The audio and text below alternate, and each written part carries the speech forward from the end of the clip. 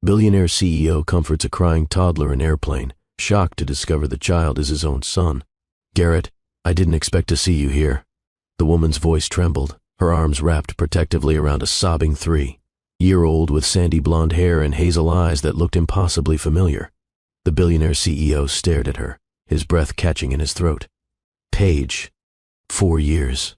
4 years since she'd vanished from his life without a trace. And now here she was on a flight to Boston, with a child who had his exact eye color, his jawline, his everything. "How old is he?" Garrett heard himself ask, though his voice sounded like it was coming from underwater. 3.5.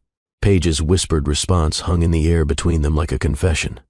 The math was instant, brutal, undeniable. 3.5 years ago was exactly when they'd had their last night together. Right before the fight that ended everything.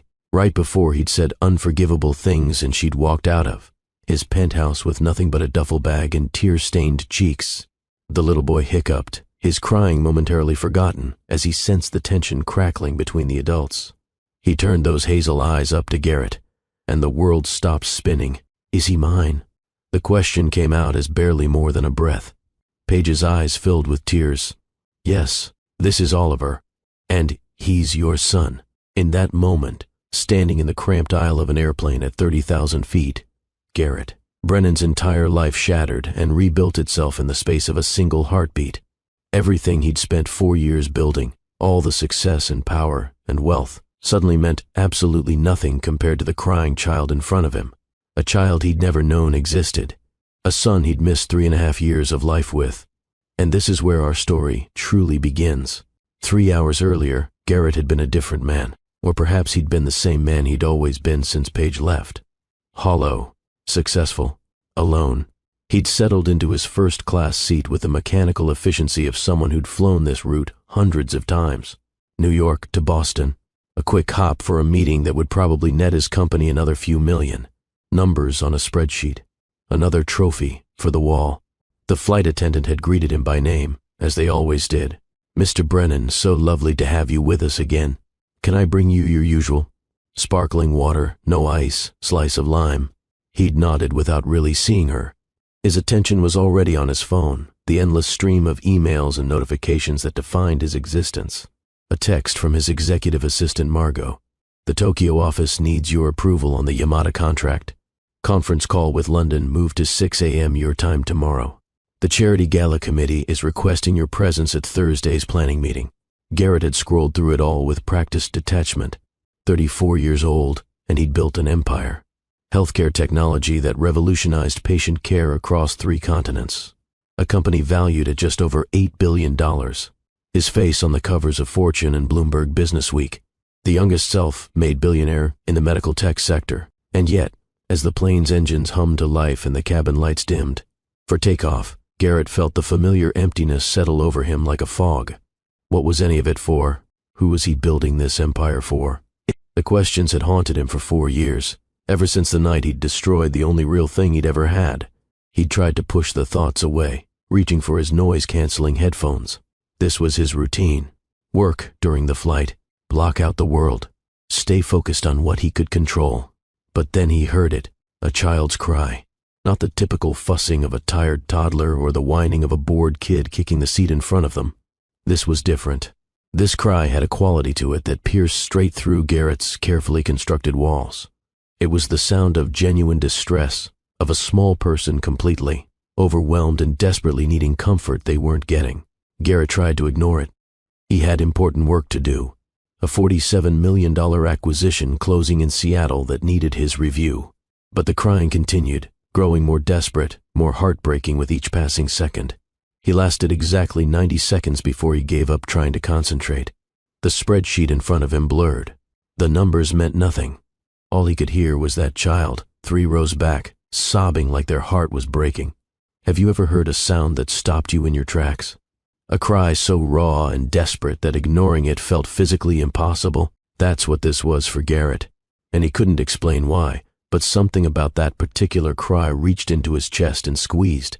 With a frustrated sigh that was more directed at himself than anyone else, Garrett unbuckled his seatbelt and stood. Several passengers in first class glanced up with mild curiosity. A few of them recognized him. He saw the double takes, the whispered conversations. That's Garrett Brennan, the tech billionaire. What's he doing? Garrett ignored them all. He made his way down the narrow aisle toward economy class, following the sound of the crying child like a beacon. With each step, his heart rate increased. Why was he doing this? This wasn't like him. He didn't involve himself in other people's problems. He wrote checks for charity galas and let other people do the hands-on work. Getting personally involved wasn't his style, but something pulled him forward anyway. When he reached row 29, Garrett's world tilted on its axis. The little boy was small, maybe 3 years old, with sandy blonde hair that stuck up in every direction and a face red and blotchy from crying. He clutched a worn stuffed rabbit to his chest, his small body shaking with sobs. But it was the child's eyes that made Garrett's breath catch. Hazel, flecked with gold, the exact shade Garrett saw every time he looked in a mirror. And then the woman beside the child turned around. Time stopped. Paige Henley. 4 years. 4 years since Garrett had last seen her face. 4 years since she'd walked out of his life, and he'd been too stubborn and too proud, and too consumed with clearing his name to go after her until it was too late. 4 years of searching, of hiring investigators, of calling every mutual friend they'd had. 4 years of finding nothing, as if she'd simply vanished from the earth. And here she was, on a random Tuesday afternoon flight from New York to Boston, with a crying child who had Garrett's eyes. The recognition was mutual and instantaneous. Paige's face went pale. Her hand instinctively moved to rest protectively on the child's shoulder. Her lips parted, but no sound came out. She looked like she'd seen a ghost, or maybe like she was staring at her worst nightmare coming true. Garrett. She finally managed to whisper his name, and the sound of it in her voice after all this time hit him like a physical blow. I didn't expect to see you here. The understatement of the century. Garrett's mind was racing, trying to process what he was seeing, trying to make sense of the impossible. Paige. Here. With a child who looked like him, a child who was exactly the right age to be. No, it wasn't possible. She would have told him. Wouldn't she? Is everything all right? Garrett heard himself ask, his voice coming out steadier than he felt. Can I help? The little boy hiccuped, his crying stuttering to a confused stop as he registered this new person. He looked up at Garrett with those impossibly familiar eyes, and Garrett felt his entire world shift. He's just overwhelmed. Paige's voice was tight, controlled, like she was barely holding herself together. The flight's been delayed, and he doesn't do well with disruptions to his routine. I'm trying to calm him down. Garrett couldn't take his eyes off the child. Now that he was looking, really looking, he saw it everywhere. The shape of the ears, the curve of the jaw, the way the boy's lower lip jutted out in a pout that Garrett had seen in his own childhood photos. May the 1st? Garrett gestured to the empty seat across the aisle, surprised by how much his hands were shaking. Paige hesitated. 1,000 emotions flickered across her face. Fear, guilt, something that might have been relief. After what felt like an eternity, she gave a small, jerky nod. Garrett moved into the seat and knelt down so he was at the child's eye level. The boy watched him with wary curiosity, tears still clinging to his lashes. Hey there, buddy. Garrett kept his voice soft and gentle, calling on instincts he didn't know he had. You having a rough time? The little boy nodded, thumb creeping toward his mouth. I get those sometimes too. Flying can be scary, can't it? Garrett continued, his heart hammering so hard he was sure everyone could hear it. All this noise, everything shaking. But I'll tell you a secret. You see those wings out there? The child turned to look out the window, distracted despite his distress. Those wings are stronger than they look. They're designed to bend and flex. That's what keeps us safe up here. The shaking you feel, that's just the plane getting ready to dance with the clouds. Dance? The little boy's voice was small and uncertain, but there was a flicker of interest there, absolutely, like a really big, heavy ballet. Garrett made a graceful swooping motion with his hand, and impossibly, incredibly, the child giggled. The sound went straight through Garrett's chest like an arrow. He looked up at Paige then, and their eyes met. The silent communication that passed between them in that moment contained volumes. Questions, accusations, apologies, a shared history of love and loss and pain. And hanging over all of it, the enormous unspoken truth sitting right in front of them. What's your name, buddy? Garrett asked, though he had a feeling he already knew the answer. Oliver. The boy's voice was steadier now, curiosity beginning to override his fear. What's yours? I'm Garrett. He forced the words past the lump in his throat. It's very nice to meet you, Oliver. The plane chose that moment to hit a patch of turbulence, and Oliver's eyes went wide with renewed fear. Instinctively, Garrett reached out and placed a gentle hand on the boy's small shoulder. Remember what I said about dancing? This is just a little dip in the routine. We're totally safe. I promise. And somehow, miraculously, Oliver believed him. The child leaned back against Paige, his breathing evening out, his death grip on the stuffed rabbit loosening slightly. Thank you. Paige's voice was barely audible, thick with emotion. He's been so upset. I didn't know what else to do. Garrett looked at her properly then, really looked at her for the first time since the initial shock of recognition. She looked tired. There were shadows under her eyes that hadn't been there 4 years ago. Her clothes, though clean, were worn. The woman he'd known in Chicago had been full of light and laughter and dreams. This Paige looked like someone who'd been carrying the weight of the world alone for far too long. How old is he? Garrett asked the question quietly, even though he already knew what the answer would be. Even though the answer would change everything. Paige's hands trembled as they smoothed Oliver's hair. 3.5. The confirmation hit Garrett like a freight train. 3.5 years. Which meant Oliver was conceived right around the time of their last night together. The night before the fight that ended everything. The night before Garrett's father's former business partner leaked fabricated accusations to the press and Garrett's entire world imploded. The night before he'd accused Paige of betraying him, of using him, of never really loving him at all. The night before she'd left and never come back. Garrett did the math again, hoping for a different answer. But there was no other possibility. This child, this beautiful little boy with Garrett's eyes and Garrett's stubborn chin, was his son. His son. A child he'd never known existed. 3.5 years of birthdays and first words and first steps that he'd missed entirely. The emotions that crashed over him were too big, too overwhelming to process. Shock. Disbelief. Anger at Paige for not telling him.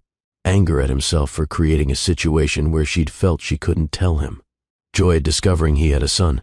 Grief for all the time he'd lost. Fear about what came next. Love. Instant, fierce, protective love for this small person he'd only just met. We need to talk. The words came out rougher than Garrett intended. I know. Paige's voice was small, defeated.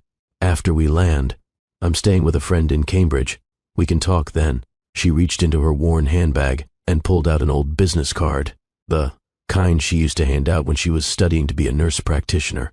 But the nursing school information was crossed out, and a new address was scribbled on the back in her familiar handwriting. Their fingers brushed as Garrett took the card, and the contact sent electricity shooting up his arm. Paige felt it too. He saw her sharp intake of breath, the way her eyes widened slightly before she looked away. Oliver had calmed down completely now, fascinated by the way Garrett's watch caught the light. Can I see? He asked with the unself-conscious boldness of a 3-year-old. Garrett unclasped the watch without hesitation. It was a Patek Philippe, worth more than most people's cars, but none of that mattered. He handed it to his son and watched as Oliver examined it with serious concentration. It's shiny, Oliver announced, tilting it back and forth. Why does it tick? That's how it counts the seconds. Every tick is 1 second passing. Garrett found himself smiling despite the emotional chaos raging inside him. Do you know how to count? Oliver's face lit up with pride. I can count to 100. Want to hear? And before Garrett could respond, Oliver launched into an earnest recitation of numbers, his small voice growing more confident with each one. Garrett listened, utterly transfixed. This was his son, his child, a whole person who existed in the world, who counted to 100 and got upset when his routine was disrupted and found comfort in stuffed rabbits named what? What's your friend's name? Garrett asked, gesturing to the rabbit. Captain Fluffington. Oliver said it with such seriousness that Garrett had to suppress a smile. He's very brave. He's not scared of flying at all. Then we're lucky to have him here, Garrett replied, matching the child's serious tone. It helps to have someone brave with us. Are you brave? Oliver asked with the blunt curiosity only children possess. The question caught Garrett off guard. Was he brave? He'd always thought of himself as fearless in business, willing to take calculated risks that others wouldn't dare. But real bravery, the kind that involved opening your heart and being vulnerable and admitting when you were wrong, that was a different story entirely. I try to be, Garrett said finally, but sometimes I mess up. Sometimes I'm scared and I make bad choices because of it. He wasn't really talking to Oliver anymore. His eyes had drifted back to Paige, and the words were meant for her. An apology, 4 years overdue. An acknowledgement of the mistakes he'd made. A plea for understanding he had no right to ask for. Paige's eyes were bright with unshed tears. She looked away quickly, blinking hard. The flight attendant's voice crackled over the intercom. "Ladies and gentlemen, we'll be beginning our descent into Boston Logan International Airport shortly. Please return to your seats and ensure your seatbelts are fastened." The announcement broke the spell. Reality came crashing back. They were on a plane, surrounded by strangers, having a conversation that felt too big for the tiny space they occupied. "I should get back to my seat," Garrett said, standing slowly. His knees felt weak. His entire body felt like it was operating on autopilot, while his mind struggled to catch up. Oliver made a small sound of protest. "But I want to show you my counting more." The simple statement nearly broke Garrett. "I'll see you soon, buddy. I promise." He looked at Paige. "We'll talk after we land." Paige nodded, unable to speak. She was holding herself together by the thinnest of threads, and Garrett could see it. Part of him wanted to stay, to demand answers right now, to not let her out of his sight in case she disappeared again. But the rational part of his brain, the part that had built a billion-dollar company through strategic thinking, knew that ambushing her on a plane full of people wasn't the answer. So Garrett returned to his first-class seat in a daze, Oliver's watch still in the boy's possession. He didn't even care. Let the kid keep it. Let him have anything he wanted. Garrett would give him the world if he could. If Paige would let him. The remaining minutes of the flight passed in a blur. Garrett stared unseeing at his phone screen, his mind replaying every moment of the encounter.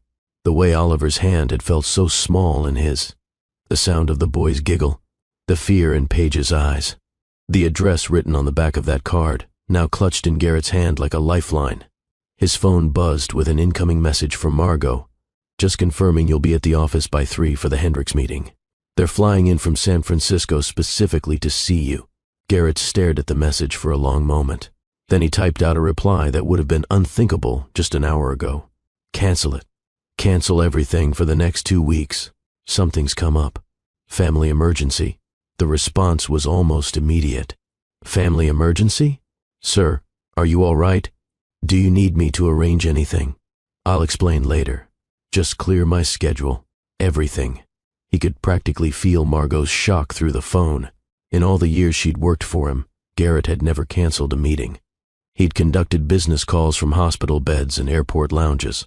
And once, memorably, from the back of a taxi stuck in Mumbai traffic. Work always came first. Always. But not anymore.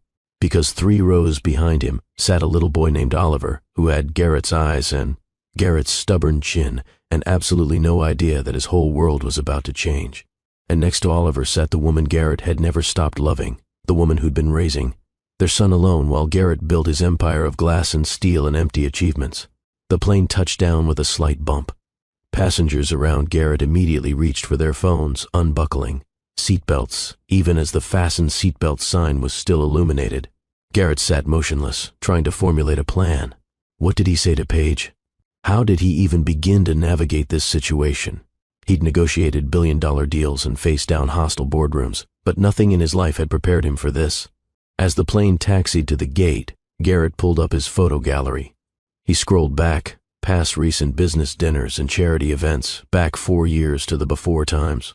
There, a photo from the night they'd met at that fundraising gala. Paige in an emerald dress she'd borrowed from her roommate, laughing at something Garrett had said, her eyes bright with intelligence and humor and life. He scrolled further. Paige at his office, bringing him coffee when he'd worked too late.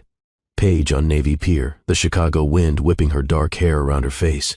Paige asleep on his couch, a medical textbook open on her chest, exhausted from another double shift at the clinic while studying for her nurse practitioner exams. And then the photos stopped. Abruptly, painfully, the week before she left, the week his father's former business partner, Richard something, had leaked those false accusations to the press. Insider trading, market manipulation, fraud, all lies, all fabricated by a bitter man trying to destroy Garrett's company out of spite. But the investigation had consumed everything. Garrett had become paranoid, suspicious, lashing out at everyone around him, especially Paige. The memory made him sick. The things he'd said to her that last night. "You're using me for my connections. You're probably the one who leaked information to the press. I can't trust anyone, especially not some nursing student who showed up right before all this started."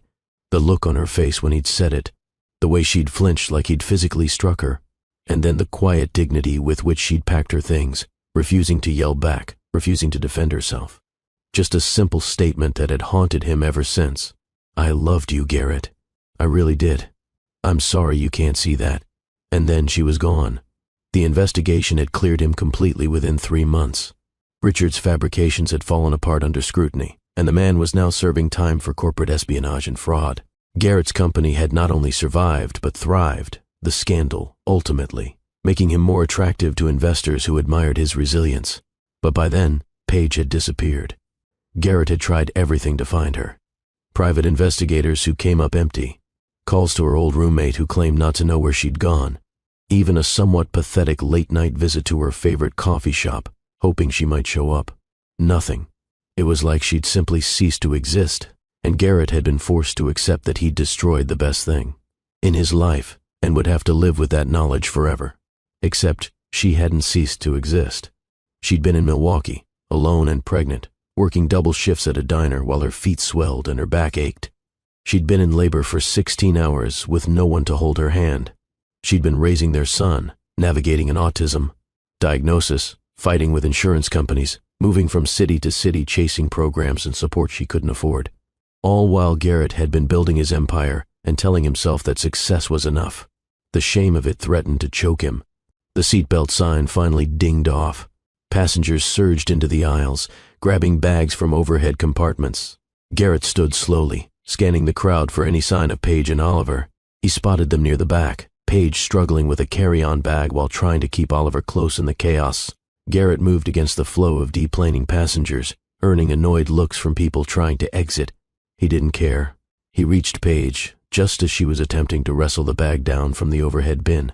"Let me," he said, and before she could protest, he'd pulled down her bag and tucked it under one arm. "Do you have checked luggage?" Paige stared at him for a moment, clearly torn between pride and practicality. "2 bags, she finally admitted. "We've been traveling, moving, actually, from Portland. Oregon or Maine?" Garrett asked, falling into step beside her as they joined the stream of passengers. "Oregon." Paige kept her eyes forward. "Before that, Denver. Before that, Milwaukee." Oliver walked between them, his small hand in Paige's, clutching Captain Fluffington with his other arm. He kept glancing up at Garrett with curious eyes. "You came back," Oliver announced, as if this was a delightful surprise. "Do you like airports?" "They're okay," Garrett said, charmed despite the emotional chaos. "What about you?" "They're too loud," Oliver said matter-of-factly, "and they smell weird. But Mama says we have to use them to go places, so I tolerate them." "Tolerate them," Garrett repeated, fighting a smile. "That's a very grown-up way to put it. I'm very mature," Oliver said with absolute seriousness. "Mama says so." They emerged into the terminal, and Garrett immediately noticed his driver, James, waiting with a discreet sign. Garrett caught his eye and gestured that he'd need a few minutes. Then he turned back to Paige. "I have a car waiting. Let me drive you." Paige's expression shuddered. "Garrett, you don't have to do that. We can take the T. I want to." He said it quietly, but firmly. "Please, we need to talk anyway. Let me at least get you to where you're staying safely." For a long moment, Paige just looked at him, searching his face for something. Sincerity, maybe, or proof that this wasn't some elaborate game. Whatever she found there must have satisfied her, because she gave a small nod. "Okay, thank you." The relief Garrett felt was disproportionate to the small victory. She was letting him help. She wasn't running. That was something. Baggage claim was crowded and chaotic. Oliver pressed closer to Paige, and Garrett noticed the way the boy's hand started to flap slightly at his side. A self-soothing gesture. Paige noticed it too and immediately crouched down to Oliver's level. I know it's loud, sweetheart. We'll be quick, okay? Find our bags and then get in the nice quiet car. Oliver nodded, but Garrett could see the tension in his small frame.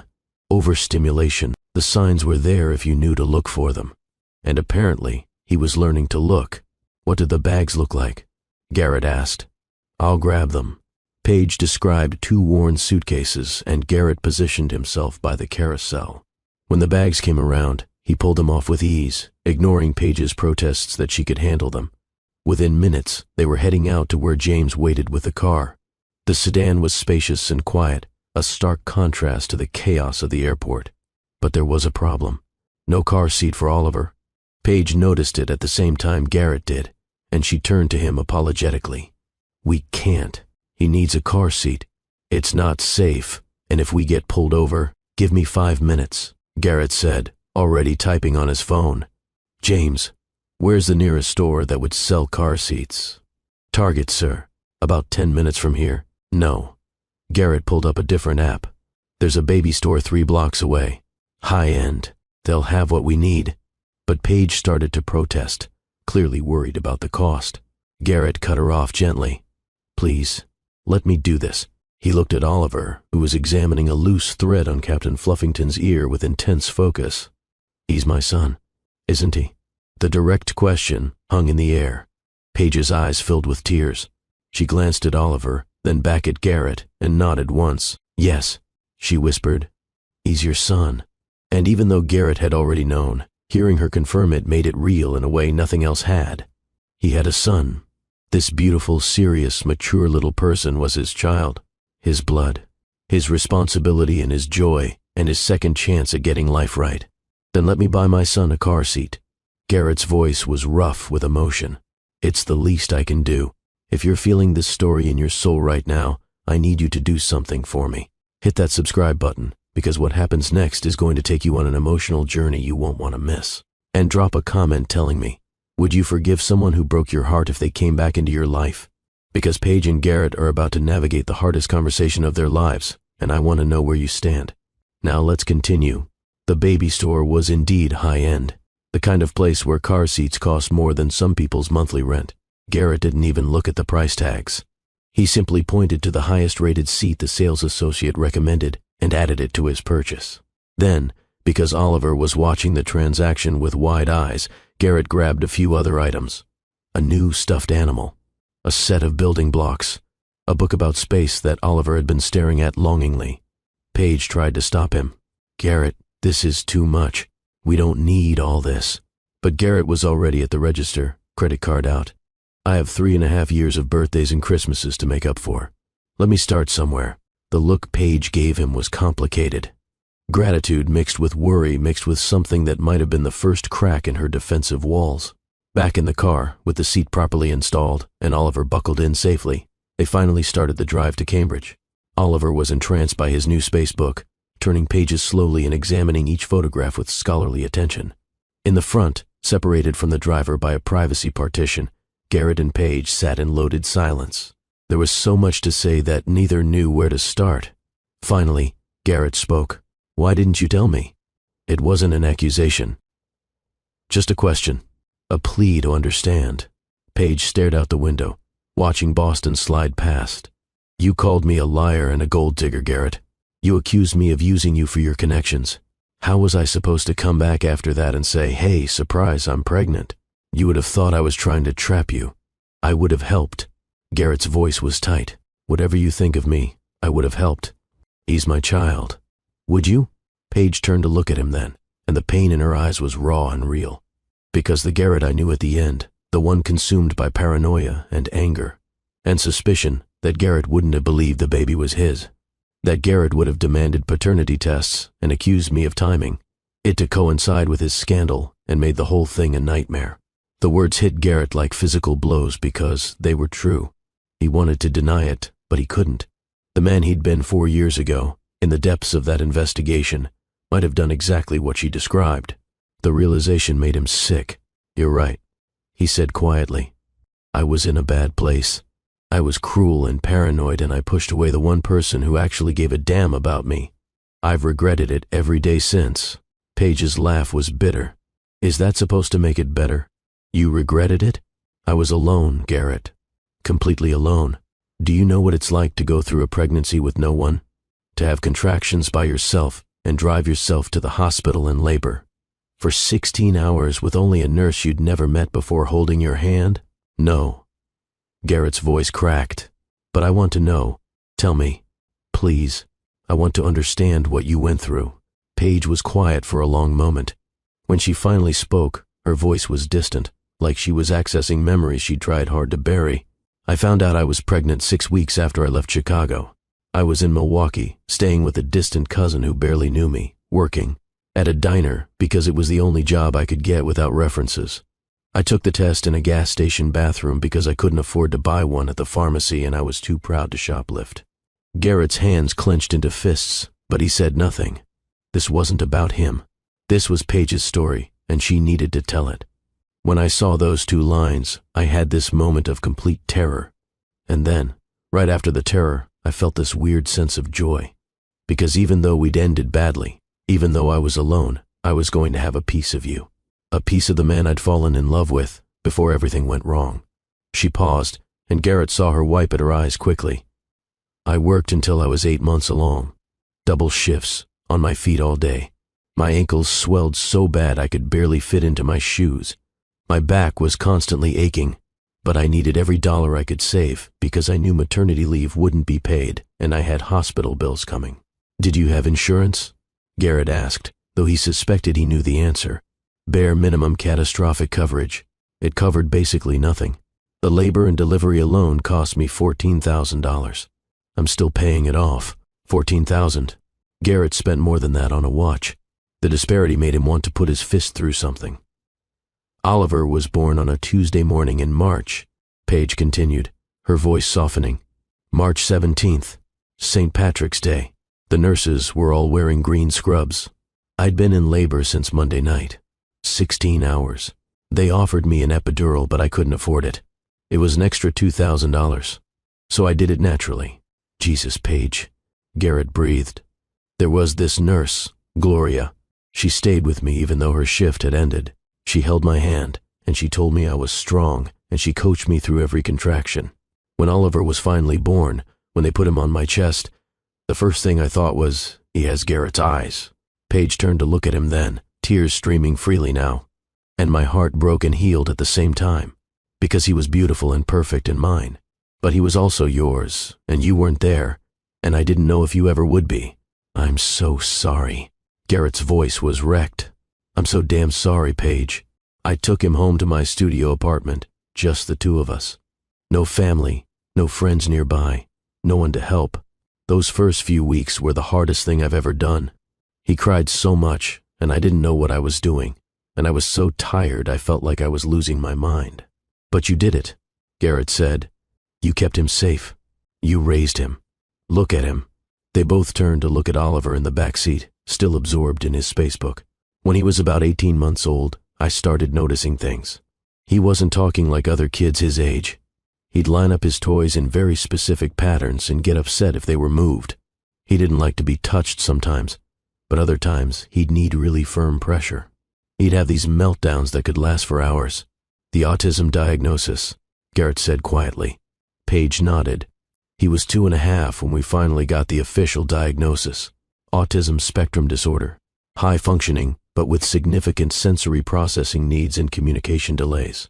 The pediatrician recommended therapy, speech therapy, occupational therapy, applied behavior analysis, hours and hours a week of therapy, and insurance covered almost none of it. How did you manage? Garrett asked, though he wasn't sure he wanted to know the answer. I didn't, not always. That's why we kept moving. I'd find a program in one city that would take Oliver, work would be okay for a while, and then funding would get cut, or my hours would get reduced because I needed too much time off for appointments. We'd end up somewhere else, chasing the next program, the next hope. The pattern was becoming clear.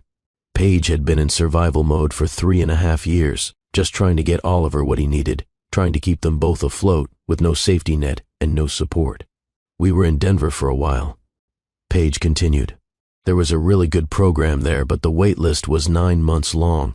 By the time Oliver got in, I'd lost my job and couldn't afford rent anymore. So we moved to Portland. That lasted about a year. But then Oliver needed some medical tests. The bills piled up, and here we are, in Boston, starting over again. Why Boston? Garrett asked. My old mentor from nursing school, Ronnie, lives here. She offered us a place to stay while I get on my feet. There's a program at Mass General that might take Oliver. And there are jobs here, more opportunities than Portland. The car pulled up to a modest apartment building in a quiet Cambridge neighborhood. It was clean and respectable, but worlds away from the luxury Garrett inhabited. James put the car in park and discreetly raised the privacy partition even higher, giving them space. What happens now? Paige asked quietly.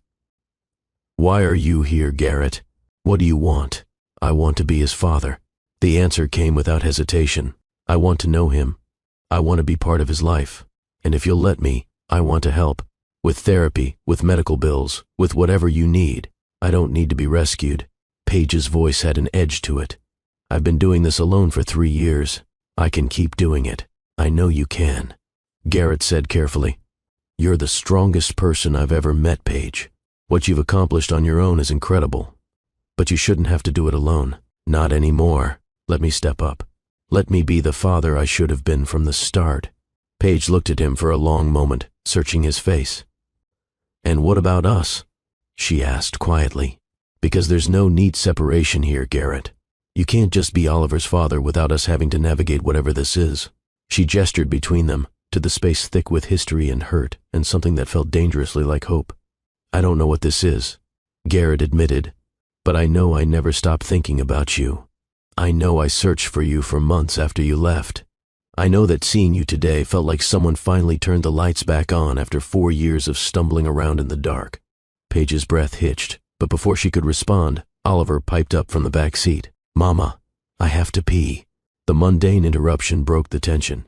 Paige laughed, a watery sound, and wiped her eyes. Okay, baby, let's get inside. She looked at Garrett. Do you want to come up? Meet Ronnie? I can't promise she'll be nice to you.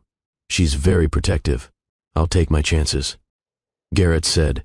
They gathered their bags and Oliver's new treasures and headed into the building. It was a walk-up, 3 flights of narrow stairs. Garrett carried both suitcases, ignoring Paige's protests. Oliver climbed the stairs carefully, counting each one aloud.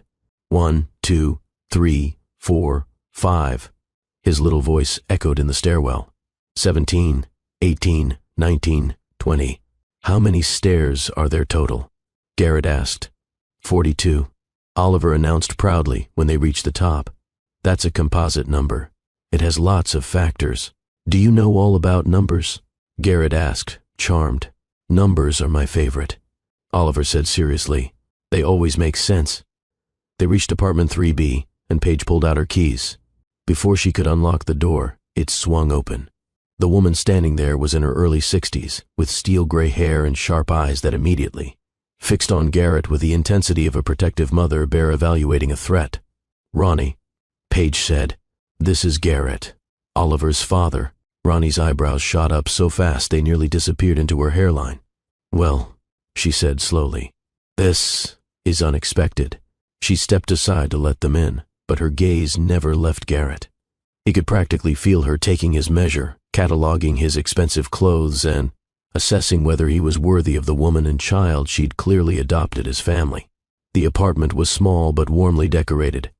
There were plants on every available surface, bookshelves crammed with medical, texts and novels and children's drawings taped to the refrigerator. It felt lived in, loved, a home. Oliver immediately made a beeline for the bathroom, his need urgent. Paige followed to help him, leaving Garrett alone with Ronnie. So, Ronnie crossed her arms. You're the billionaire CEO. Word travels fast. Garrett said mildly. Paige told me about you years ago. What you meant to her. What you said to her. Ronnie's tone made it clear she hadn't forgotten or forgiven. And now you show up out of nowhere because of a chance encounter on a plane? I didn't know about Oliver. Garrett met her gaze steadily. If I had known, I would have been there from the beginning. Would you? Ronnie challenged. Or would you have done exactly what Paige feared? Demanded paternity tests, accused her of trying to trap you, made her life hell? The question hit hard because it was exactly what Paige had said in the car, and Garrett couldn't honestly say she was wrong. The man I was 4 years ago might have done that. He admitted, I was in a bad place, paranoid, angry at the world. I said unforgivable things to Paige and I've regretted them every day since. But I'm not that man anymore. Ronnie studied him for a long, uncomfortable moment. Then we'll see, won't we? Because if you hurt either of them, if you let that little boy start to count on you and then you disappear back to your billion-dollar life, you'll answer to me. Understood, Garrett said simply. The bathroom door opened and Oliver emerged, chattering about the shapes he'd seen in the soap bubbles. Paige followed, drying her hands on a towel, and stopped short at the sight of Garrett and Ronnie facing off in the living room. Everyone playing nice? She asked with forced lightness. We're getting acquainted, Ronnie said. She turned to Oliver. Hey kiddo, I got those cereal bars you like. They're in the kitchen. Oliver's face lit up and he scampered toward the kitchen. Paige watched him go, then turned back to Garrett. You don't have to stay, she said quietly. I know you probably have meetings or things to do. We're fine here. I cleared my schedule, Garrett said. For the next 2 weeks. Everything. I'm here as long as you'll let me be. The shock on both women's faces was almost comical. You cleared your schedule? Paige repeated. You never clear your schedule. You once took a conference call from the emergency room. That was before, Garrett said simply. Before I knew I had a son. Priorities change. Ronnie made a thoughtful sound in her throat, then excused herself to her bedroom, leaving Paige and Garrett alone in the small living room. What do you want from us, Garrett? Paige asked, her voice barely above a whisper. Really? I want to know my son, Garrett said. I want to learn everything about him. What makes him laugh, what scares him, what he dreams about. I want to be there for doctor's appointments and bedtime stories and playground visits. I want him to know that he has a father who loves him. He paused, then continued, his voice rougher. And I want a chance to prove to you that I'm not the man who hurt you. I want to earn back your trust, even though I know I don't deserve it. I want to be the person you thought I was before everything fell apart. Paige's eyes filled with tears again. I don't know if I can do this. The thought of letting you in, of trusting you again, terrifies me. I know, Garrett said, and I'm not asking for all of it at once. Just let me start. Let me come back tomorrow. Let me spend time with Oliver. We can figure out the rest as we go. From the kitchen, Oliver called out, Mama, can Garrett stay for dinner? Both adults looked toward the kitchen, then back at each other. Please, Garrett asked softly. Let me stay for dinner. After a long moment, Paige nodded. Okay, but you're helping cook.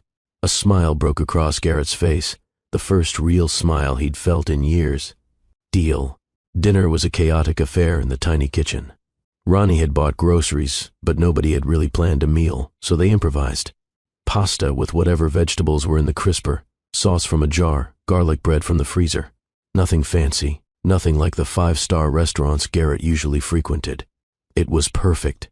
Oliver insisted on helping, which mostly meant he handed ingredients to the adults while narrating everything they were doing. Now we're cutting the peppers. Now we're stirring the sauce. Now we're waiting for the water to boil, and that takes forever. Garrett found himself laughing more than he had in months. Years, maybe. Oliver's running commentary was hilarious in its seriousness. The way he observed the world was different, but it was also delightful. He noticed details that others missed.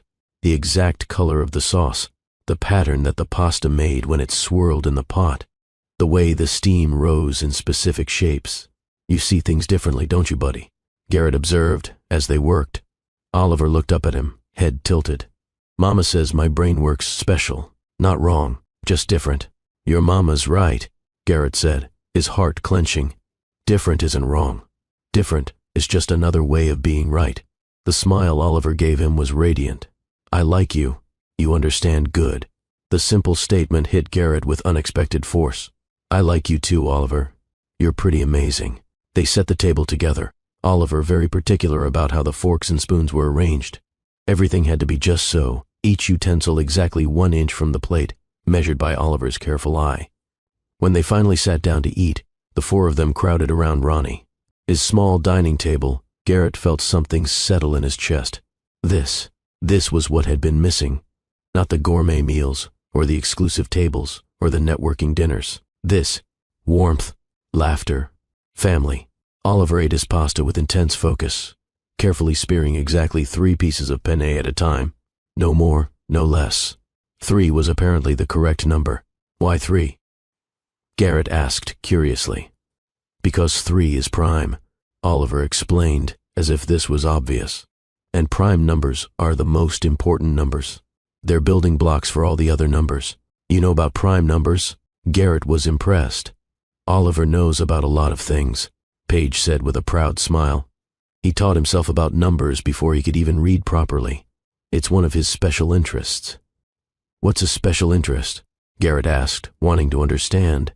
It's an autism thing, Ronnie explained when Paige hesitated. Kids on the spectrum often have topics they're intensely passionate about. They can absorb incredible amounts of information about their special interests.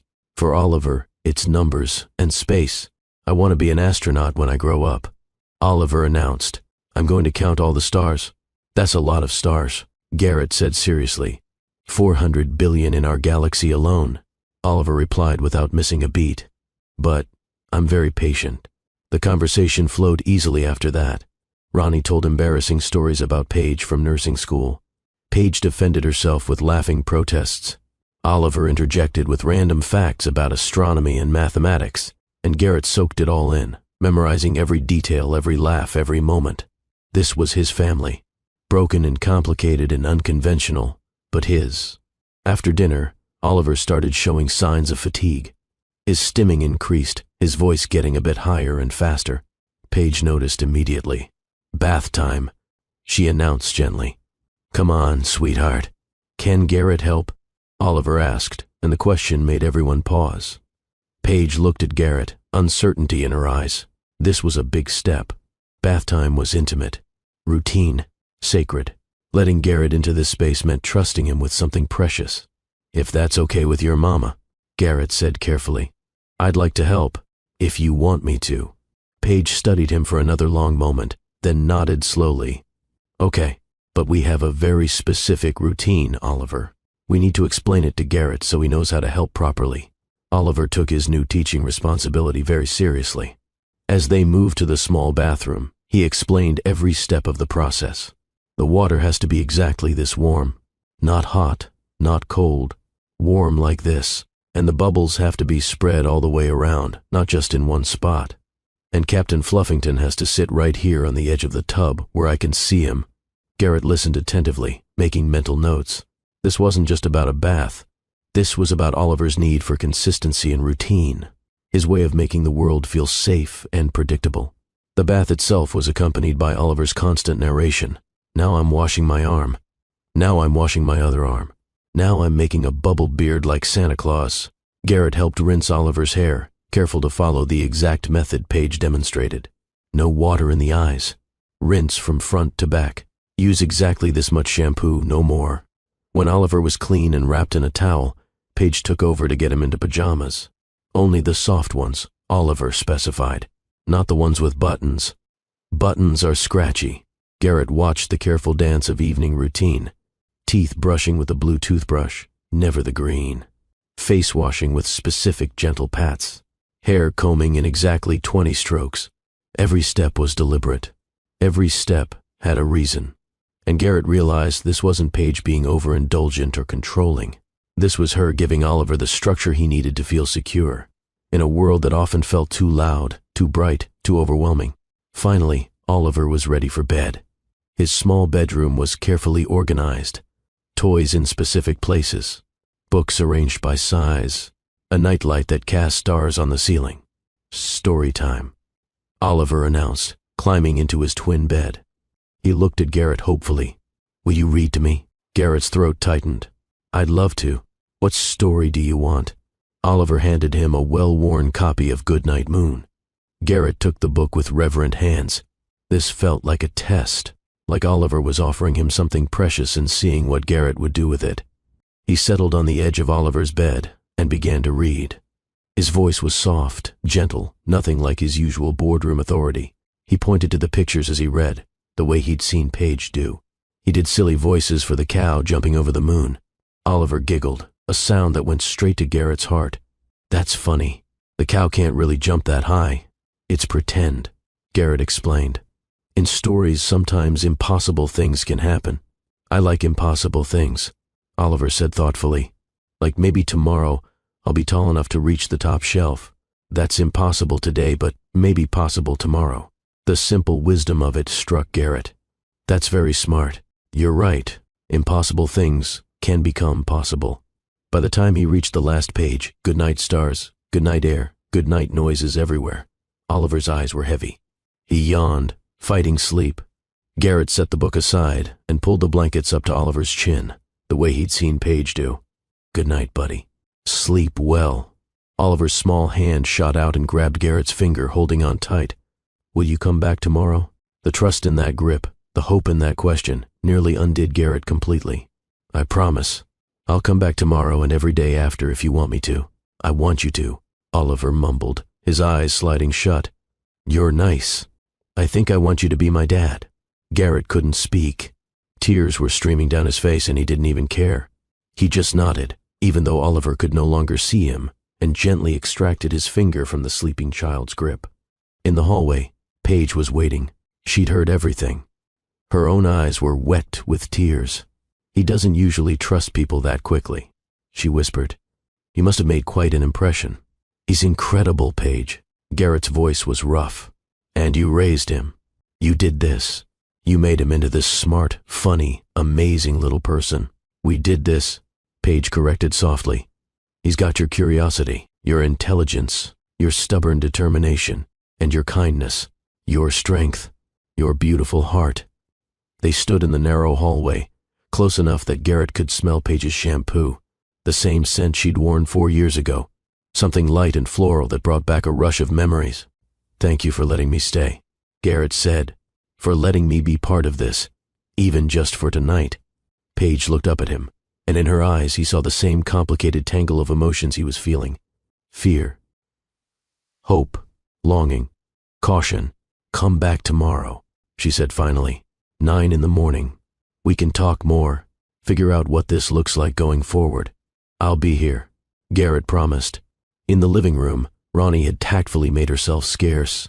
Garrett gathered his things, reluctant to leave, but knowing he needed to give Paige space to process. At the door, Paige stopped him with a hand on his arm. Garrett, what you said in the car earlier, about never stopping thinking about me, did you mean that? He turned to face her fully. Every word. I searched for you for months, Paige. I hired private investigators. I called everyone we knew. You vanished so completely it was like you'd never existed, and it drove me crazy because I knew it was my fault. I was in Milwaukee, she said quietly, working under my middle name so you couldn't find me.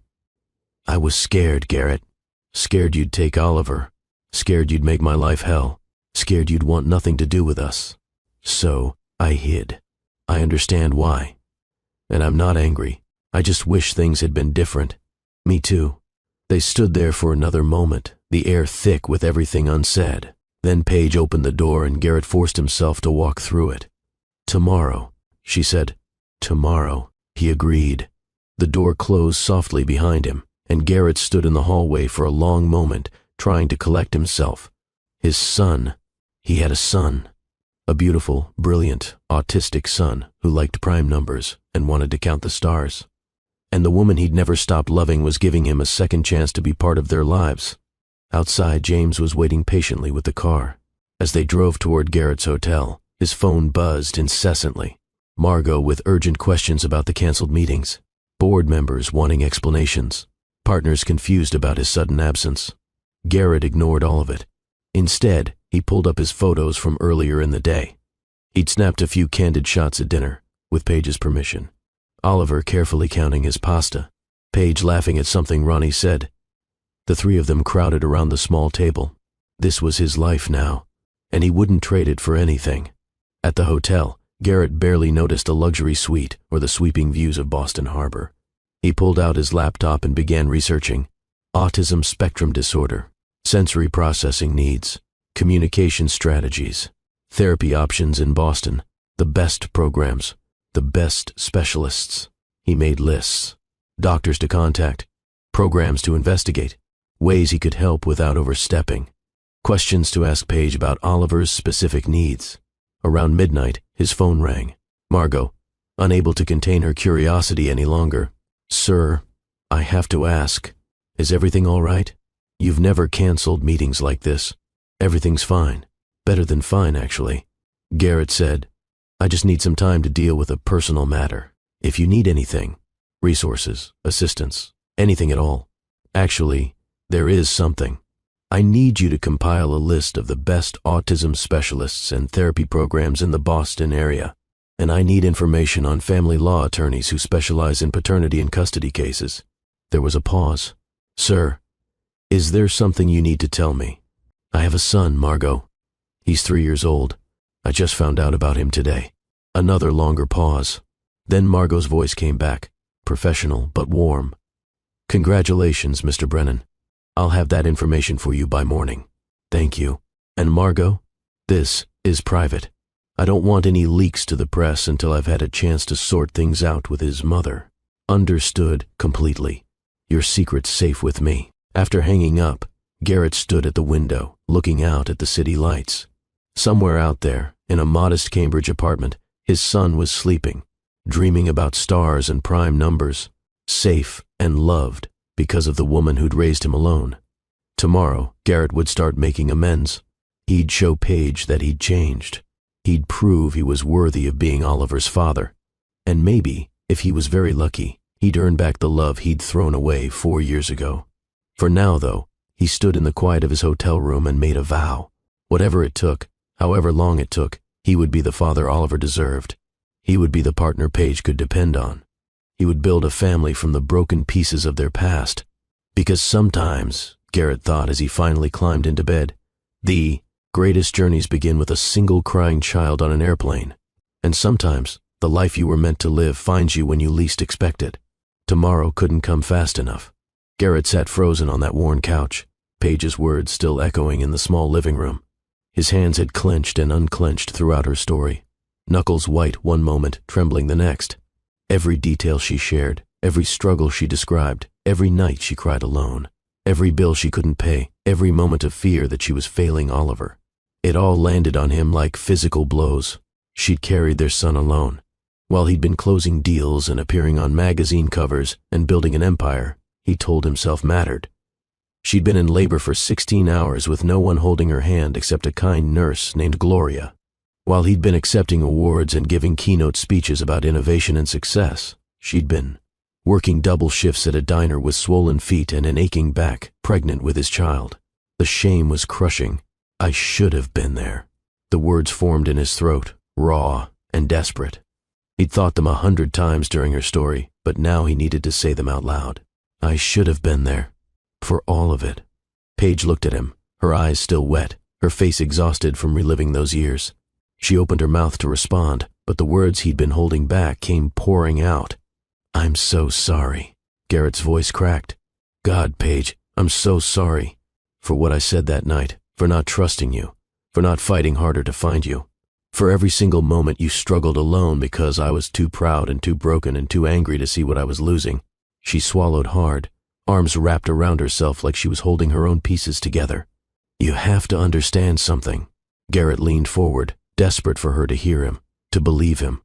The investigation into those insider trading accusations had proved everything was fabricated. My father's former business partner made it all up to destroy me. There was never any leak from my team. You never betrayed me. I accused you of things that weren't even real. He ran his hands through his hair, the gesture so raw and frustrated that it made him look younger, more vulnerable. And by the time I found out the truth, you were gone. I hired private investigators. I called everyone we knew. I drove to Milwaukee because someone thought they'd seen you there, but you'd already moved on. You covered your tracks well. I had to. Paige's voice was barely a whisper. I was terrified you'd try to take him from me. Or worse, that you wouldn't want him at all. The pain in her words gutted him. I would have wanted him. Garrett's voice turned fierce. I would have been there for every doctor's appointment, every late-night feeding, every first. I would have held your hand through labor. I would have been there when he was diagnosed. I would have fought beside you for every therapy session and every insurance approval and every single thing you had to do alone." He paused, chest heaving with emotion. "But I don't get to rewrite that history. I don't get to go back and be the man you needed then. All I can do is be the man you both need now." Paige wiped her eyes with the back of her hand, mascara smudged, looking more beautiful to him in that moment than she ever had in emerald gowns at charity galas. "You've built this incredible empire, Garrett. Your company is worth billions. You have responsibilities to shareholders, to employees, to people all over the world. You can't just walk away from that to play house with us. Watch me."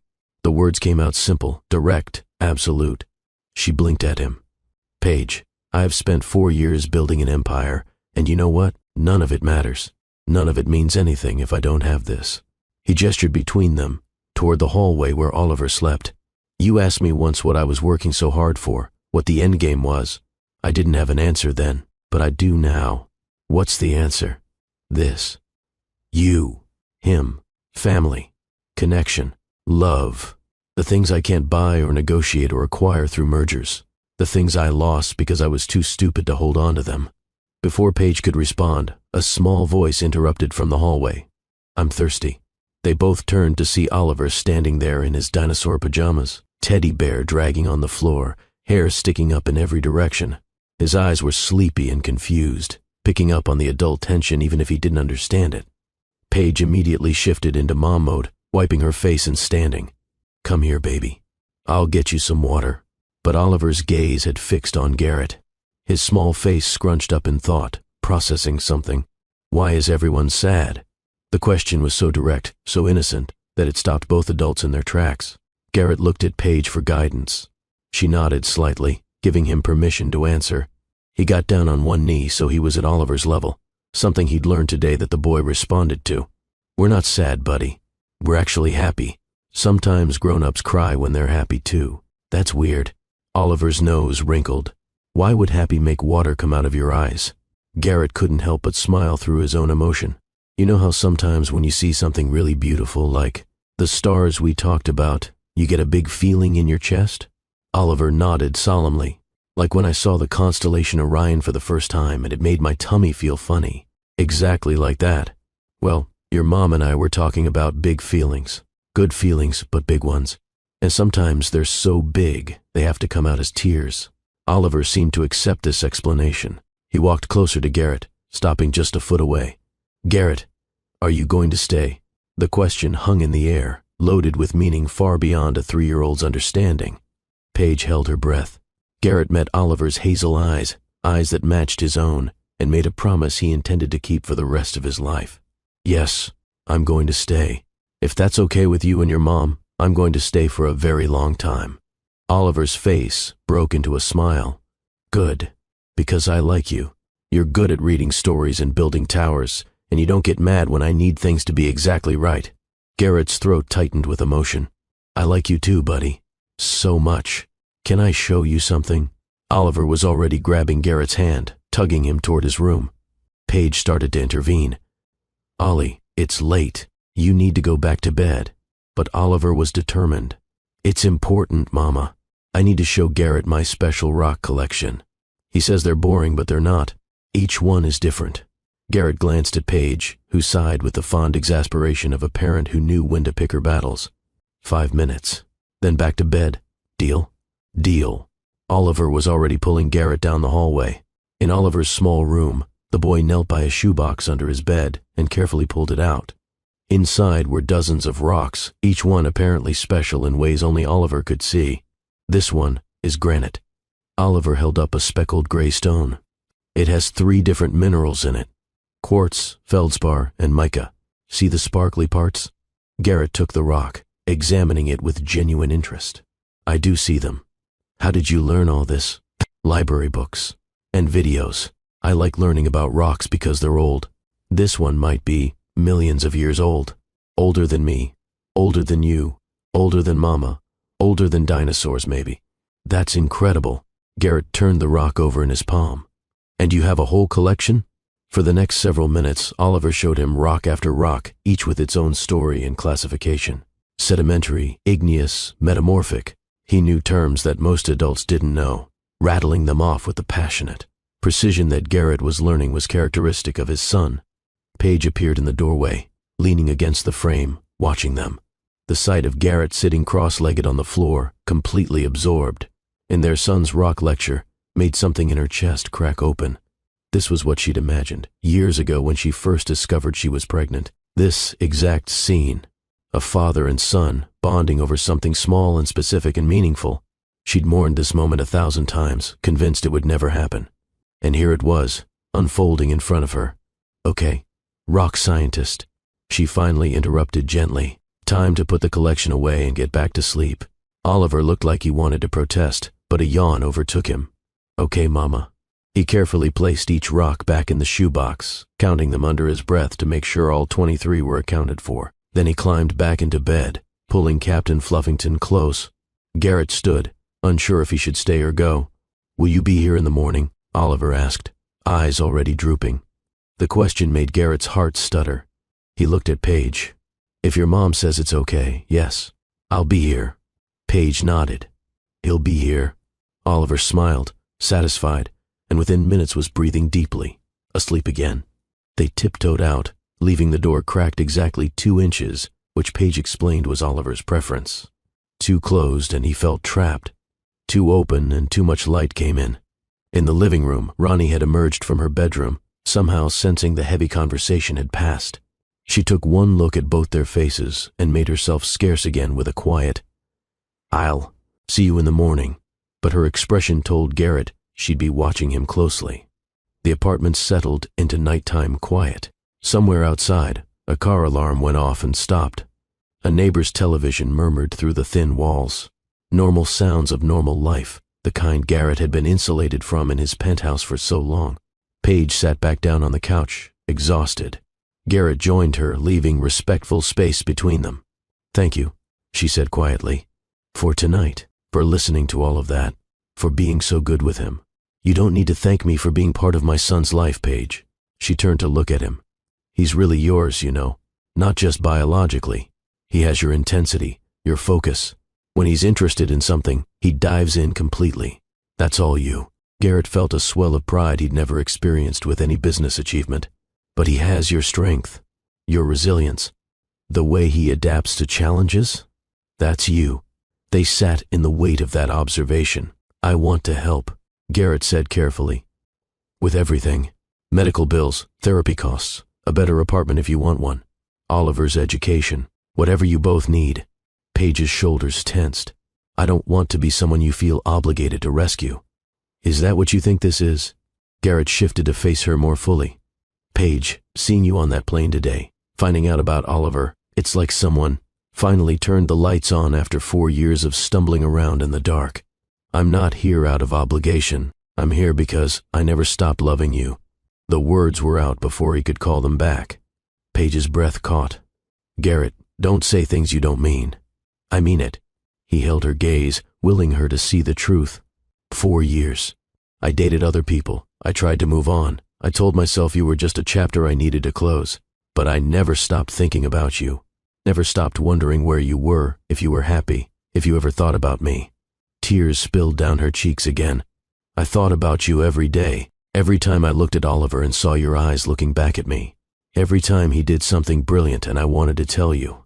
Every time I struggled and wished you were there. I'm here now." Garrett reached out slowly, giving her time to pull away, and took her hand. "And I know I don't deserve another chance. I know I said unforgivable things.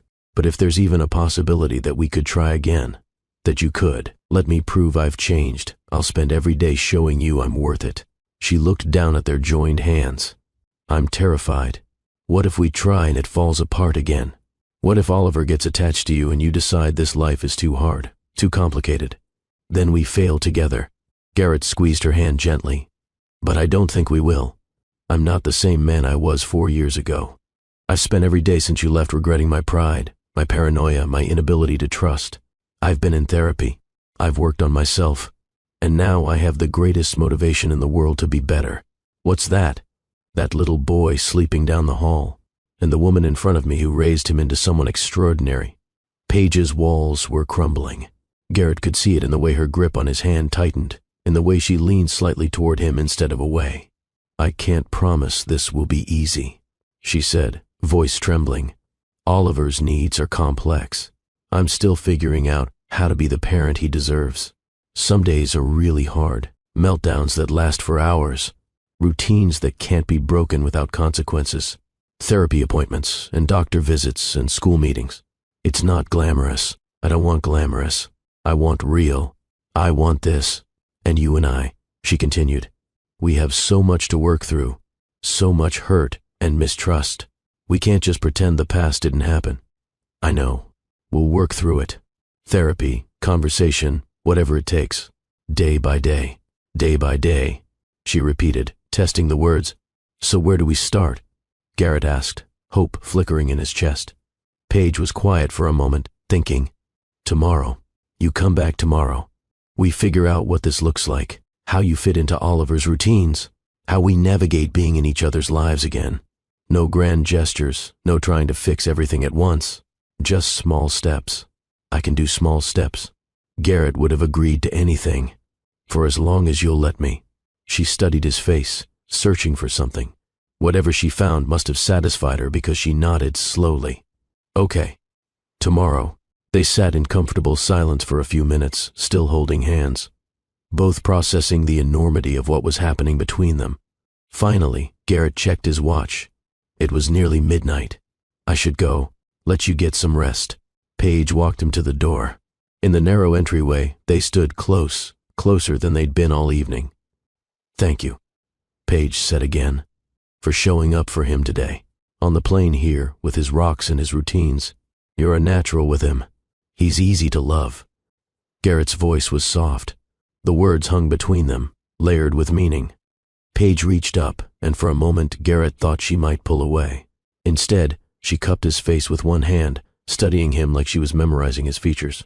Then she leaned in and pressed a gentle kiss to his cheek. Warm, lingering, full of possibility. When she pulled back, her eyes were bright with unshed tears. "Good night, Garrett." "Good night, Paige." He stepped into the hallway, then turned back. "I'll be here tomorrow. I promise." "I know." And for the first time since the plane, she smiled. A real smile that reached her eyes. She closed the door softly, and Garrett stood in the hallway for a long moment, heart pounding, that kiss still warm on his skin. As he made his way down the stairs and out to his waiting car, the city night stretching before him, Garrett pulled out his phone. 47 missed calls, over 100 emails, his assistant wondering if he was okay. He ignored all of them and opened a new note instead. "Things to learn," he typed. Oliver's routines, autism resources, more about rocks and minerals, children's books, acquire better selection, how to build the perfect block tower 17 blocks high, how to earn back Paige's trust, how to be a father. He paused, then added one more line. How to be the man they both deserve. The car pulled away from the curb, but Garrett kept looking back at the modest brick building where his entire world now lived. Inside one of those glowing windows, his son slept with his rock collection and his dinosaur pajamas. And a woman who'd given him a second chance he'd never deserved was probably crying or smiling or both. For the first time in 4 years, Garrett Brennan felt like he was driving towards something instead of away from it. If you believe in second chances, if you've ever hoped that broken things can be mended, you need to stay with this story. Hit that subscribe button right now, because what happens next is going to test this fragile new family in ways they never imagined. The road ahead isn't easy. There will be struggles, setbacks, moments where everything hangs in the balance. But there will also be beautiful, ordinary moments of connection that prove love is built in the small details. Drop a comment and tell me, do you think Paige is right to give Garrett another chance? Or is she setting herself up for heartbreak? I want to hear your honest thoughts. Now let's see what happens when Garrett shows up the next morning. The morning sun filtered through the apartment windows, painting everything in shades of gold and hope. Garrett stood outside the building at exactly 9:45, 15 minutes earlier than the 10 o'clock arrival time Paige had suggested. He couldn't help himself. Sleep had been impossible, his mind racing with plans and possibilities and the overwhelming need to see his son again. He'd stopped at a bookstore that opened early, picking up several children's books about space and rocks and dinosaurs. Then he'd hit a toy store, though he'd exercised restraint, only buying a high-quality telescope suitable for a beginner and a rock-tumbling kit. He didn't want to overwhelm Oliver or make Paige feel like he was trying to buy their affection. At precisely 10 o'clock, he pressed the buzzer. The speaker crackled. "You're punctual." Paige's voice carried a smile. "Old habits," he said, then worried that sounded too corporate. The door buzzed open. Climbing the stairs felt different this morning. Last night had been charged with shock and revelation and barely contained emotion. Today felt like the beginning of something real. Tentative and fragile, but real. Paige met him at the door, hair pulled back in a simple ponytail, wearing jeans and a soft sweater. She looked tired but somehow lighter than the night before, like telling. Her story had released some of the weight she'd been carrying. Morning. She stepped aside to let him in. Morning. Garrett held up the bags. "I hope this is okay. I got some books I thought Oliver might like, and there's a telescope. Nothing too elaborate, just a beginner model. I thought maybe we could look at stars together sometime." Paige's expression softened. "That's really thoughtful. He's going to love that." From the living room came an excited squeal. "Garrett's here." Oliver came running, still in his dinosaur pajamas, hair sticking up exactly like it had the night before. He crashed into Garrett's legs in what might have been an attempt at a hug. Garrett's heart swelled. He set down the bags and crouched. "Hey, buddy. Good morning. I dreamed about rocks last night. All different kinds, flying through space. It was scientifically inaccurate because rocks in space are called meteoroids, not rocks, but it was still a good dream." "That sounds like an awesome dream." Garrett grinned. "Did you have breakfast yet?" Oliver's transitions were abrupt, his mind jumping from topic to topic in ways Garrett was learning to follow. "I did." "Did you?" "Toast. Cut in triangles. 4 triangles exactly. Mama knows the right way." Paige appeared behind Oliver. "He's very specific about his food. I'm learning that." Garrett stood. "Is there anything I can help with this morning? Dishes, cleaning, anything?" "Actually," Paige hesitated. "I need to run some errands. Grocery shopping, picking up a prescription. I was going to take Ollie, but if you're willing to stay with him, it would be easier." The offer hung in the air. This was a test, Garrett realized. Not a malicious one, but a real assessment of whether he could handle the reality of parenting. "I'd love to," he said simply. "What do I need to know?"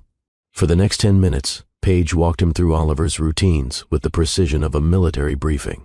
Snacks were in the second cabinet, but only certain brands and textures. Juice was allowed, but only 1 cup before lunch, or he'd get too much sugar and have trouble regulating. If he started getting overwhelmed, signs to watch for included hand flapping, increasing, voice getting louder, or retreating to his quiet corner.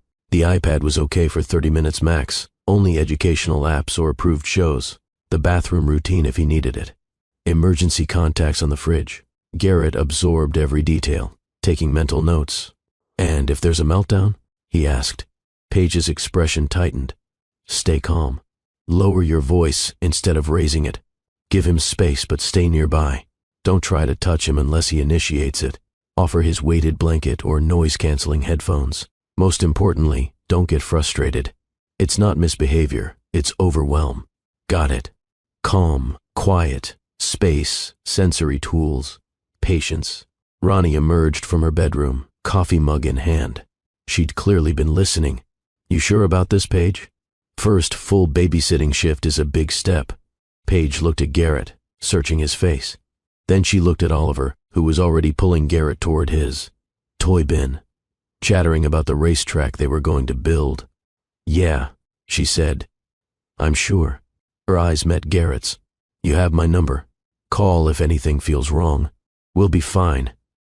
Garrett assured her. "Take your time." After Paige left, the apartment suddenly felt different. Quieter, more intimate. It was just Garrett and his son, alone together for the first time. "Okay, Garrett." Oliver was all business. "We need to build the racetrack, but this time we need a jump. A big one, for the cars to fly."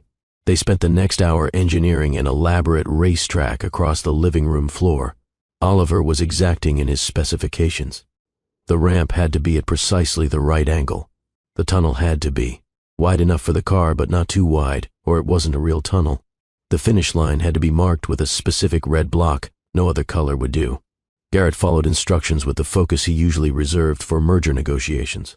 When Oliver got frustrated because a section kept collapsing, Garrett helped problem solve without taking over. When the child needed to line up all the blocks by size before continuing, Garrett waited patiently, understanding this was part of how Oliver's mind worked.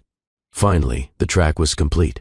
Oliver zoomed his favorite car through it, narrating the entire race in elaborate detail, involving aliens and astronauts and a race against time to save the universe. Watching him play, listening to his imagination at work, Garrett felt something shift inside him. This was fatherhood, not the hallmark moments of first steps or first words that he'd missed. But this, being present for an ordinary Tuesday morning, building block towers and racetracks, learning what made his son laugh and what frustrated him and how his brilliant mind worked. Garrett, Oliver paused mid-race. Can I ask you something? Of course, buddy. Anything. Are you my daddy? The question stopped Garrett's heart. He'd wondered when this would come up, hoped Paige would be here for it, but Oliver's curious hazel eyes were waiting for an answer. Yes, Garrett said simply, honestly. I am.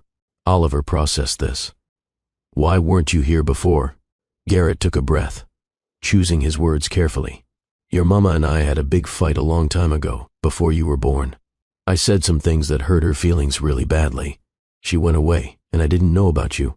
But now I do know, and I want to be here for you, if that's okay with you.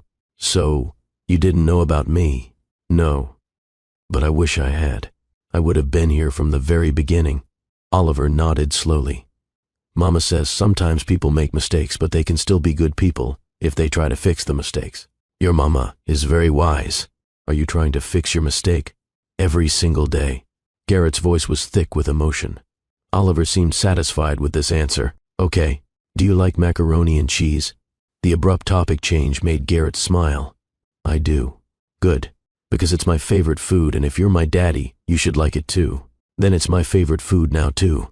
They returned to the racetrack, but something had shifted. Oliver sat closer to Garrett now. At one point he absently leaned against Garrett's arm while explaining the aerodynamics of how the car could jump the ramp. The casual physical affection, given so unconsciously, made Garrett's eyes sting with tears he barely held back. When Paige returned an hour later, laden with grocery bags, she stopped in the doorway. The living room was a disaster zone of blocks and cars and two males completely absorbed in their imaginary space race. Mama, look. Oliver jumped up. We built the best track ever. And Garrett says macaroni and cheese is his favorite too.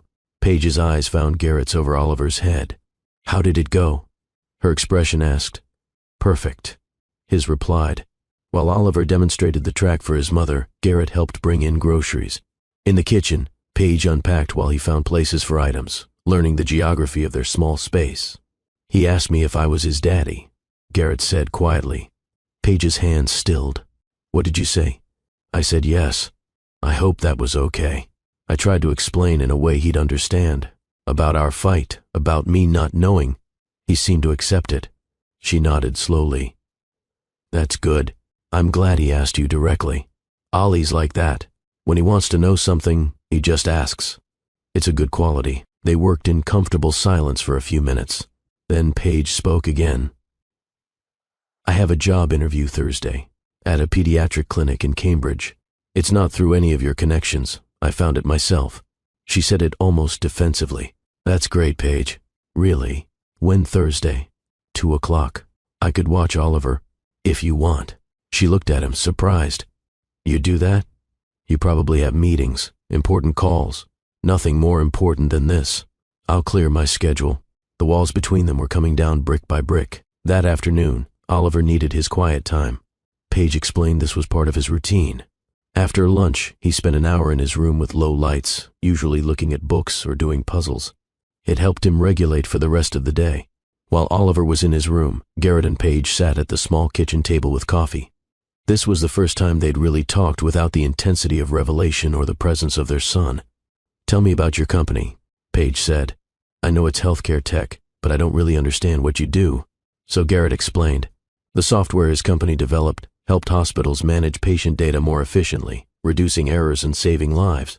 The AI diagnostic tools they'd created that could spot diseases earlier than human doctors alone. The partnerships with research institutions to make cutting-edge treatments more accessible. As he talked, Paige saw the passion in him. This wasn't just about money or power for Garrett. He genuinely believed in the work, in making healthcare better. "That's amazing," she said when he finished. "You've really built something meaningful." "I thought so. Until yesterday." Garrett turned his coffee mug in his hands. "Now I realize I built it as a distraction. Something to pour myself into so I didn't have to feel how empty my life was. And now? Now I want balance. The work still matters, but it's not everything. It can't be everything anymore." Paige reached across the table, covering his hand with hers. "I don't want you to give up everything you've built, Garrett. That's not fair to you or to all the people who depend on your company. I'm not giving it up, just reprioritizing. My team is strong. They can handle things, and I can work remotely most of the time. The beauty of tech is that I can be anywhere. You'd really move to Boston?" "In a heartbeat. There's nothing keeping me in Chicago except an office I don't need to be in every day. But you're here. Oliver's here. So this is where I need to be." The conviction in his voice left no room for doubt. Paige's phone buzzed with a reminder. She glanced at it and sighed. "Oliver has occupational therapy at 4. I should probably get him ready." "Can I come?" Garrett asked. "To the therapy session? I'd like to understand more about how to help him." Paige looked touched. "They usually don't allow people in the session itself, but you can watch through the window. And his therapist, Monica, she's great. She could probably talk to you after. I'd appreciate that." An hour later, they were in a cheerful therapy center filled with colorful equipment. Oliver greeted his therapist, Monica, with enthusiasm. She was a warm woman in her 30s who clearly had a wonderful rapport with him. Through a viewing window, Garrett watched his son work. The session involved activities that looked like play but were clearly designed with purpose. Oliver walked across a balance beam, improving his coordination. He squeezed therapy putty, strengthening his hands. He sorted objects by texture, working on sensory processing. What struck Garrett was how hard Oliver worked. His little face was serious with concentration as he tried to button a shirt, something that was clearly difficult for him. When he succeeded, Monica's praise was genuine and Oliver's smile was radiant. "He's amazing," Garrett murmured. Beside him, Paige watched with the practiced eye of a mother who'd attended hundreds of these sessions. "He's come so far. When he started therapy at 2, he couldn't tolerate certain textures at all. Now look at him." After the session, Monica came out to meet Garrett.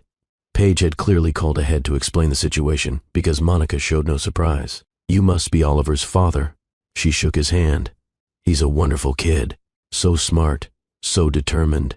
Can you help me understand his challenges better?" Garrett asked. "I want to support him properly."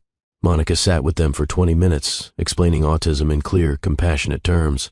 She talked about sensory processing differences, about how Oliver's brain filtered information differently than neurotypical brains, about the importance of routine and predictability, about his incredible strengths, his pattern recognition and memory and logical thinking.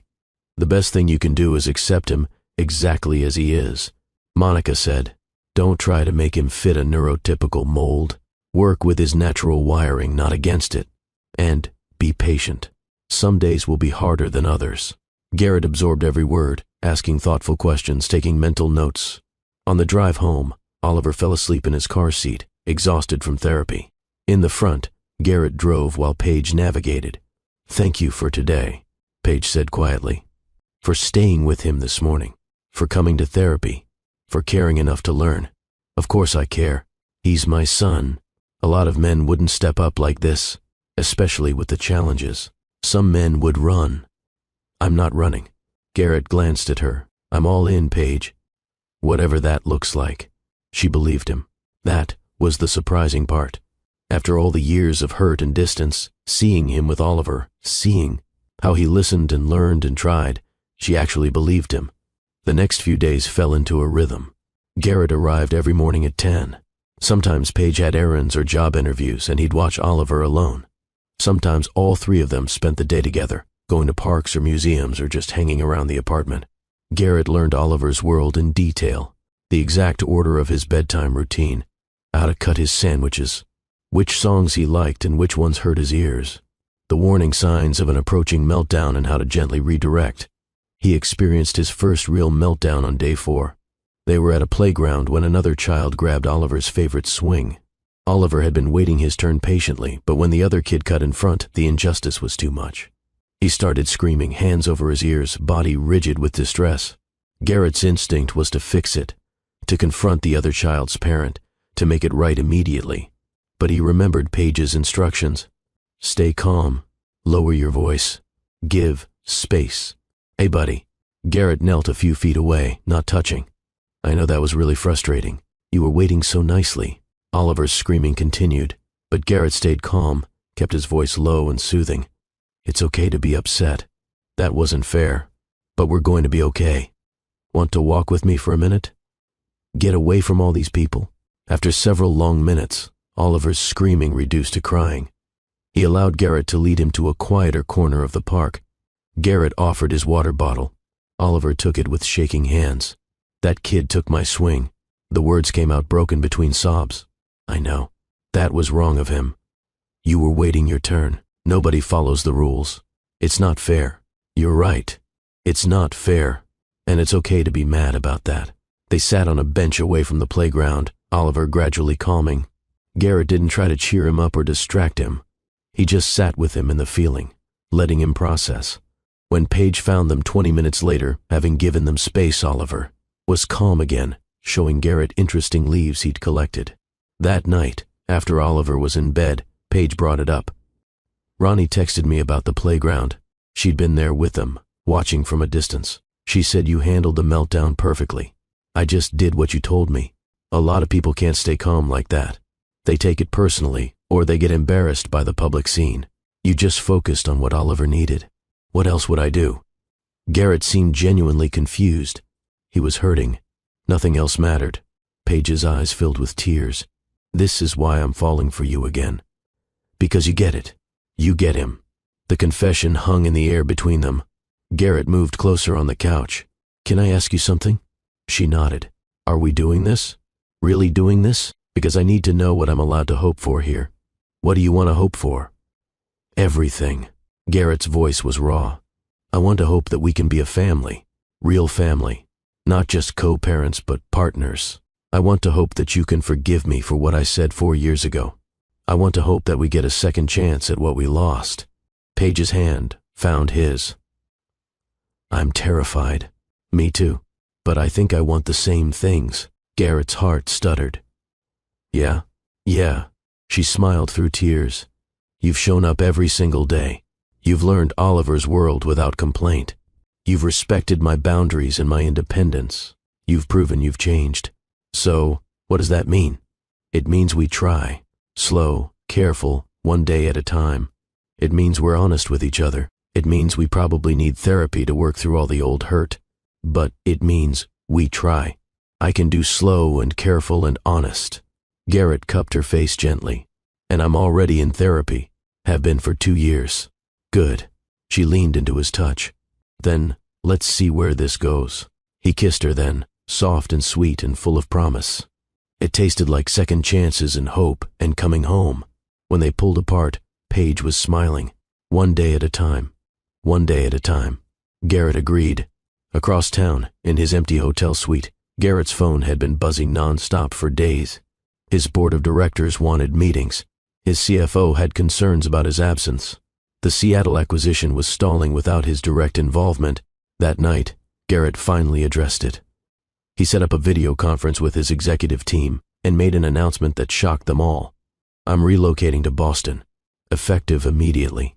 I'll maintain my CEO position, but I'm restructuring my role. Day-to-day operations will be handled by the executive team with my oversight. I'll be available remotely, and I'll fly in for critical meetings, but I won't be in the office daily anymore. The reaction was mixed. Confusion, concern, some resentment.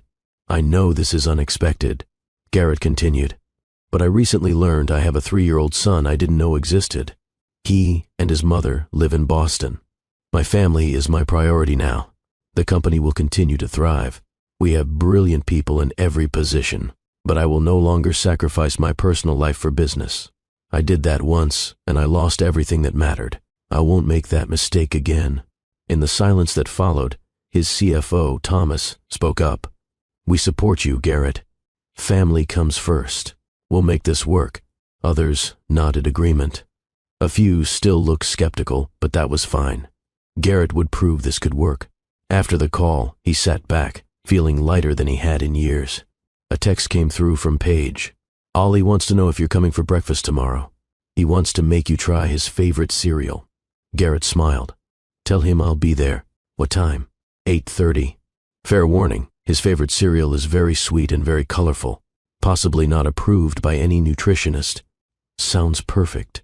He lay in the hotel bed that night, planning his next steps. Find an apartment in Boston, something close to Paige and Oliver. Set up a home office. Research the best schools for Oliver's needs. Connect with local autism resources. Build a life in this city that held his entire world. For the first time in 4 years, Garrett Brennan went to sleep excited about tomorrow. The weeks that followed were a crash course in fatherhood and relationship rebuilding. Garrett found a brownstone in Beacon Hill, close enough to Paige's apartment that Oliver could easily go between homes, but far enough to respect boundaries. He hired an occupational therapist consultant to help make Oliver's room sensory-friendly. Weighted blankets, soft lighting, a quiet corner with noise-canceling headphones, walls, painted the exact shade of blue Oliver chose from 17 different samples. "Why 17?" Garrett had asked. "Because 17 is a prime number," Oliver explained as if this was obvious. "And prime numbers are the best numbers." Of course, Garrett had agreed seriously. His relationship with Paige deepened gradually. They went on actual dates, dinner at quiet restaurants, walks through Boston Common, a concert by the harbor. They talked through their past, attending couples therapy to address the hurt and mistrust. It wasn't always easy. There were arguments, setbacks, moments where old wounds reopened. But they kept showing up, kept trying, kept choosing each other. Oliver thrived with both parents in his life. His speech improved. His social skills expanded. The stability of having Garrett consistently present gave him security he'd never had before. One Saturday, 3 months after that plane ride, Garrett took Oliver to the Museum of Science. Just the two of them. Father and son bonding time. Oliver was in heaven, running from exhibit to exhibit, asking a million questions, absorbing information like a sponge. In the dinosaur exhibit, Oliver stood in front of a massive T-Rex skeleton, completely awed. "Garrett." He tugged on his father's sleeve. "Do you think dinosaurs could see color?" "That's a really good question. Scientists think some of them could, especially the ones related to modern birds. I like thinking about how they saw the world." Oliver's voice was thoughtful. "Everyone sees things different. My brain works different than yours, Mama says. But different isn't bad. It's just different. Your mama's right. Different is just different. And your different way of seeing things is pretty amazing." Oliver looked up at him. "Do you really think so?" "Sometimes kids at school say I'm weird." Garrett knelt down to eye level. "You know what weird means?" Oliver shook his head. "It means rare, special, one of a kind. And yes, you're definitely weird. But that's my favorite thing about you. You see patterns and numbers and details that other people miss. You think about dinosaur color vision. You care about getting things exactly right. That's not bad, buddy. That's brilliant." Oliver's smile could have lit up the entire museum. "I like being your son." Garrett's eyes stung with tears. "I like being your dad." They spent another hour at the museum before heading to meet Paige for lunch. Walking hand in hand through Boston streets, Oliver chattering about paleontology, Garrett felt a completeness he'd never experienced in any boardroom or on any magazine cover. This was success. At lunch, Paige noticed something different in both of them. Oliver was more animated than usual, and Garrett had a glow about him that went beyond happiness. "Good morning?" she asked, smiling. "The best," Garrett and Oliver said simultaneously, then laughed. After lunch, as they walked through the public garden, Oliver ran ahead to look at ducks. Garrett took Paige's hand. "I need to tell you something." Her expression turned cautious. "Okay. I love you. I'm in love with you. I have been since the night we met at that charity gala 4 years ago. I loved you when I was too stupid to trust you. I loved you for every day of the 4 years we were apart. And I love you now, watching you parent our son, seeing how strong and brave and brilliant you are. I love you, Paige." Tears spilled down her cheeks. "I love you too. I tried not to, tried to protect myself, but I do. I love you so much." They kissed there in the public garden, while Oliver played with ducks, while tourists passed by, while the world continued on around them. When they pulled apart, Paige was laughing and crying at the same time. "I want to ask you to move in with me," Garrett said, "but I also don't want to rush you. So I'm just putting it out there as something to think about. The brownstone has plenty of space. Oliver could have his room there and his room at your place. You'd have your own space. We could be a family under one roof, but only when you're ready. Think about it. Take all the time you need. No pressure." But even as she said it, Paige knew her answer. She'd known it for weeks if she was honest with herself. This man had fought his way back into her life, had proven himself day after day, had loved their son with a fierceness that took her breath away. He'd changed. They'd both changed, and the family they were building together was stronger than anything they'd had before. A week later, they started moving Paige and Oliver's belongings into the Beacon Hill brownstone. It was a gradual process, a few boxes at a time, letting Oliver adjust to the new space, making sure he felt secure. The first night all three of them slept under the same roof, Garrett lay awake long after Paige had dozed off beside him. Down the hall, Oliver was asleep in his carefully designed room, surrounded by stars and soft blankets and his precious rock collection, now displayed on custom shelves. 4 months ago, Garrett had been on a plane, alone, empty, convinced. His life would always be about work and achievement and nothing more. Now he was here, in a house full of love and laughter and the occasional meltdown, with a son who taught him about prime numbers and rock formations, with a woman who'd forgiven him and given him a second chance he'd spend his life earning. He thought about that crying child on the plane, how close he'd come to just putting on his headphones and ignoring it, how different his life would be if he had. Sometimes the greatest gifts come wrapped in the smallest moments. A child's cry, a chance encounter, a decision to stand up and see if you can help. Paige stirred beside him, reaching for his hand even in sleep. Garrett held on tight. This was his empire now, not the company or the money or the success. This, love, family, belonging, and it was worth more than everything else combined. Thank you for staying with this story. Thank you for believing in second chances and redemption and the power of showing up. If this touched your heart, I need you to share it. Send it to someone who needs hope, someone who thinks they've messed up too badly to fix things, someone who's raising a child alone and needs to know they're not invisible. Hit that subscribe button and join this community, because we tell stories about real love, real struggle, real victory. Drop a comment and tell me about a time someone gave you a second chance, or a time you gave one to someone else. I read every single comment, and your stories inspire the next videos I create. Most importantly, if you're someone who's fighting for your family right now, who's showing up day after day even when it's hard, I see you. You're doing amazing. Keep going. I'm Dr. Phillips, and I'll see you in the next story.